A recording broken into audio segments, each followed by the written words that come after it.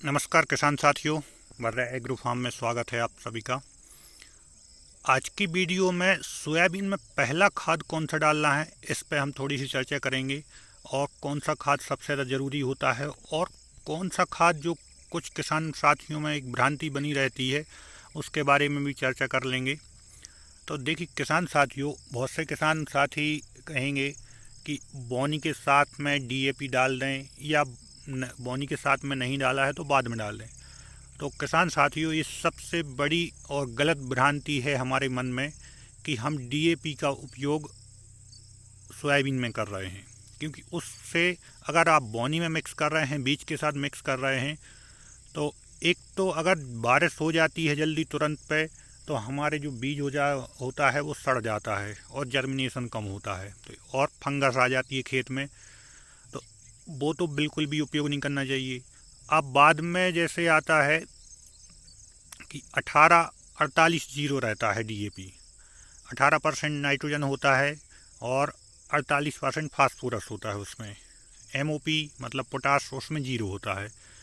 तो जो यूरिया मतलब नाइट्रोजन हम उसमें ऊपर से वैसे दे सकते हैं, और फास्फोरस हम अलग से स्प्रे कर सकते हैं एनपीके का।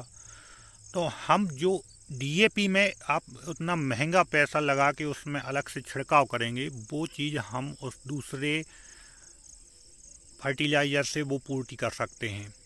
तो डीएपी का तो आप भूल के भी उपयोग ना करें सोयाबीन में, तो ज़्यादा अच्छा रहेगा, क्योंकि वो फंगस ज़्यादा पैदा करता है। अगर बारिश कंटिन्यू होती है तो आपके खेत में फंगस आप देखेंगे, सोयाबीन की जड़ें सड़ने लगती हैं। तो उसका एक ही रीज़न होता है कि डीएपी। अगर मौसम साफ़ मिलता है तो डीएपी का फ़ायदा मिलता है, लेकिन बारिश का टाइम है तो बारिश तो होनी ही होनी है। तो अब तो एक बात आती है कि डीएपी का उपयोग हमें नहीं करना है। सेकंड, स्टार्टिंग में कौन सा खाद उपयोग करना है इस पर हम अब चर्चा कर लेते हैं। तो स्टार्टिंग में जो खाद हमें डालना है, तो एक तो फसल हमें खुद बता देती है कि उसको क्या ज़रूरत है। जैसे अगर फसल थोड़ी बहुत पीली पड़ रही है तो आप समझ सकते हैं उसमें नाइट्रोजन की ज़रूरत है। तो जो नाइट्रोजन की ज़रूरत पड़ती है, अगर आवश्यकता होती है, तो वो स्टार्टिंग में ही हमें समझ में आ जाती है सोयाबीन में। जो 15 से 20 दिन की अगर हमारी फसल होती है तो उस टाइम थोड़ा बहुत पीलापन आता है, तो हम उसमें 15 से 20 किलो प्रति एकड़ का नाइट्रोजन यानी यूरिया डाल सकते हैं, या एनपीके 19-19-19 का स्प्रे कर सकते हैं। तो एक तो हो गई एक पूर्ति। सेकंड, जो सबसे इम्पोर्टेंट खाद होता है 20 से 25 दिन में, वो आप कभी ना भूलें, वो होता है बेंटोनाइट सल्फर।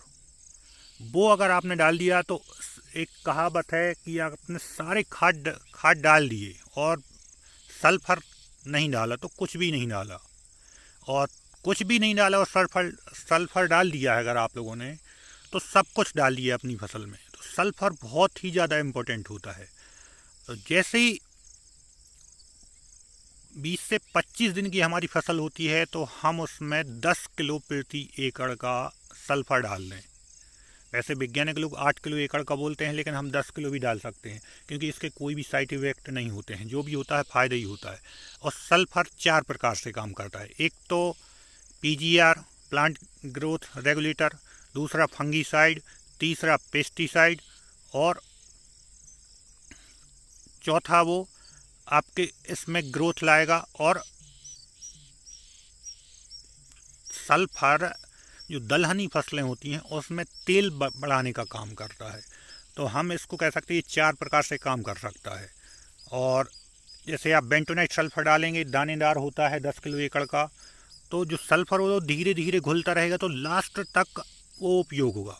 जैसे कोई भी दवा होती है, तो कोई दवा एक प्रकार से काम कर सकती है, जैसे सिस्टोमेटिक हो गई तो वो ज़मीन में घुल के काम करेगी। कुछ कांटेक्ट होता है तो वो कांटेक्ट में, पौधे के कांटेक्ट में आके काम करेगा। लेकिन सल्फर जो होता है वो ज़मीन में मिलेगा तब भी काम करेगा, फिर कांटेक्ट आएगा तब भी काम करेगा पौधे के, और वेपर बनेगा, उड़ेगा, उसका वाष्पीकरण होगा, जैसे उसमें पानी मिलेगा तो उससे भी वो काम करता है। तो 3 प्रकार से सल्फर काम करता है। और दलहनी फसलों में सबसे ज़्यादा इम्पोर्टेंट होता है सल्फर, क्योंकि सोयाबीन का मेन उपयोग क्या होता है बाद में, तेल बनाने का।